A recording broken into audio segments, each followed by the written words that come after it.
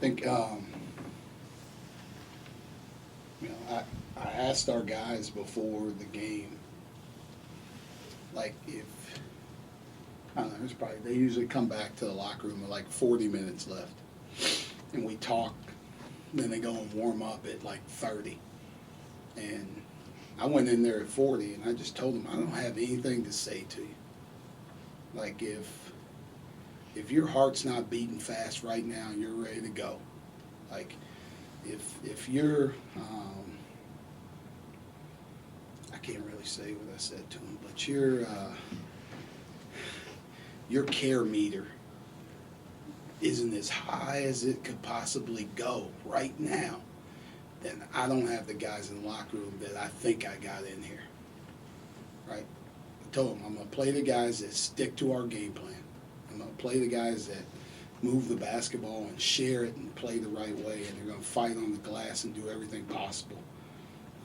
But I wanted to see our response. I wanted to see our resolve, and I thought we had that tonight. The way we started the game, things didn't always go well for us, but we kept fighting back. We kept fighting back. We kept fighting back.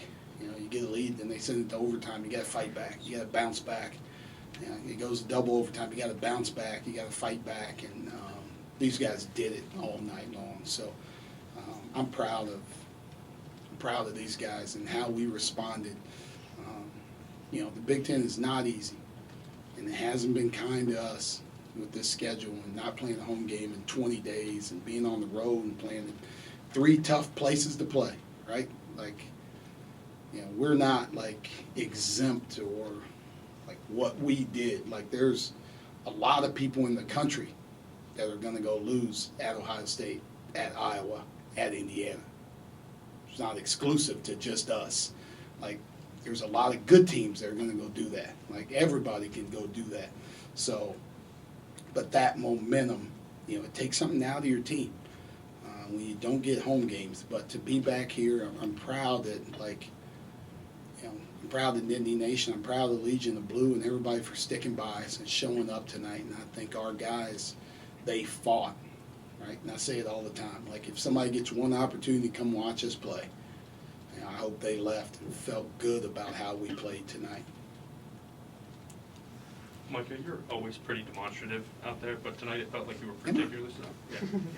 I know, great. I don't sometimes, I don't get a chance to go back and see myself, so I wonder about that. But you seemed particularly demonstrative, especially in the overtimes.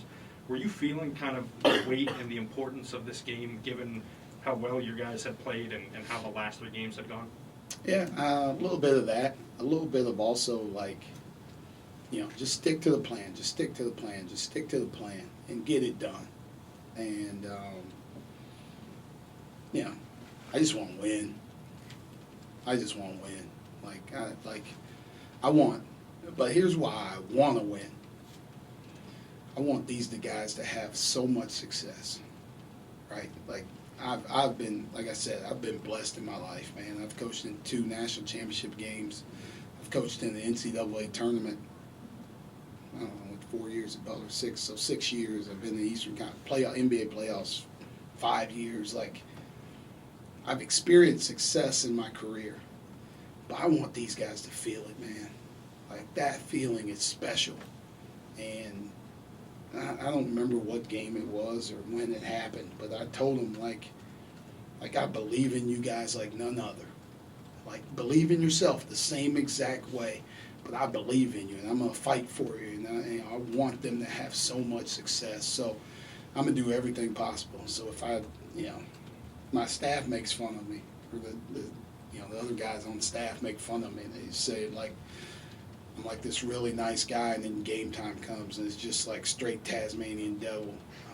But I want success for these guys so much that, like, I'll give anything for them to have it. Coach, back here on the podium, Mm-hmm.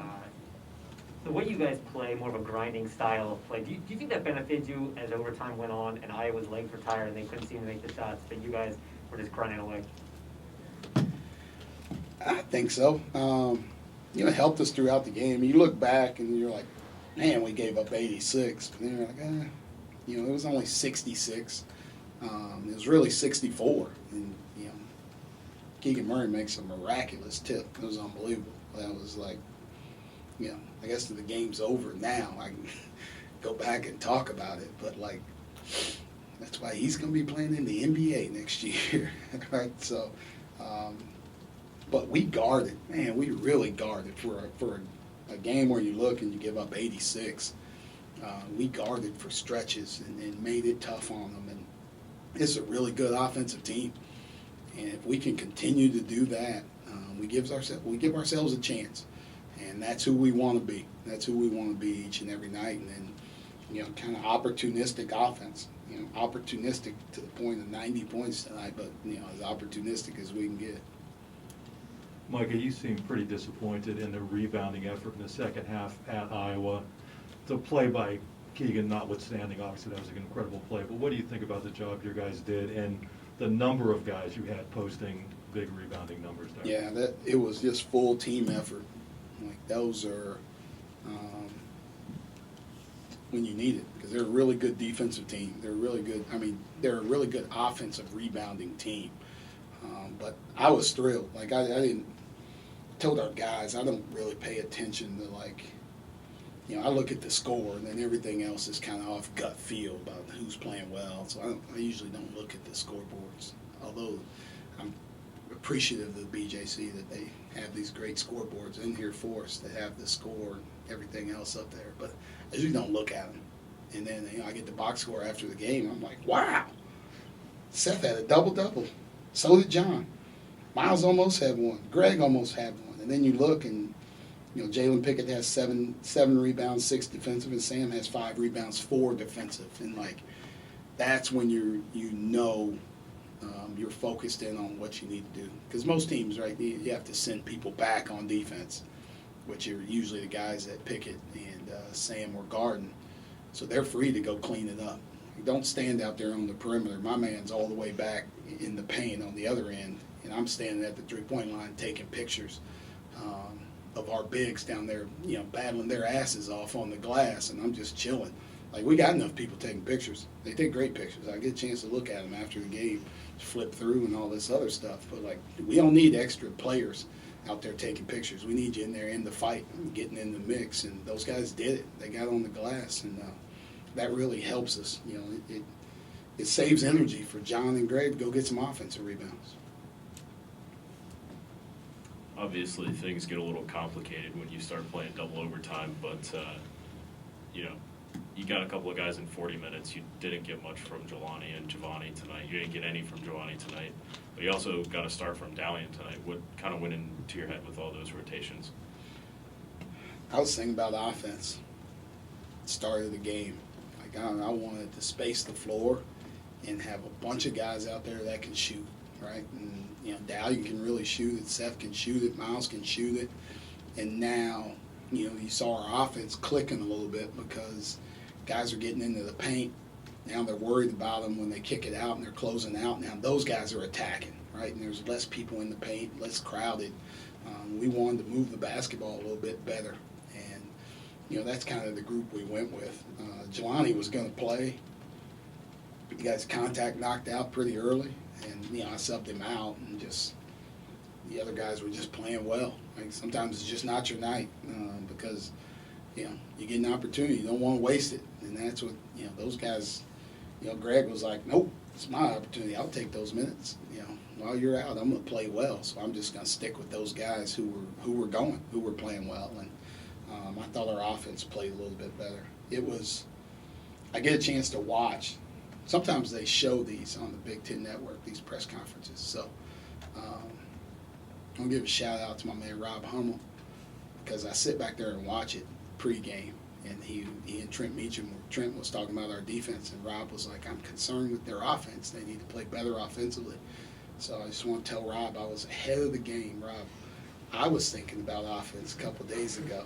He should have texted me his concerns because we're good friends. But appreciate you, Rob. Love you, man. That's my guy, by the way. Like, this is like seriously, like that's my guy. So that's not like a shot at Rob Hummel. He'll text me if he sees this.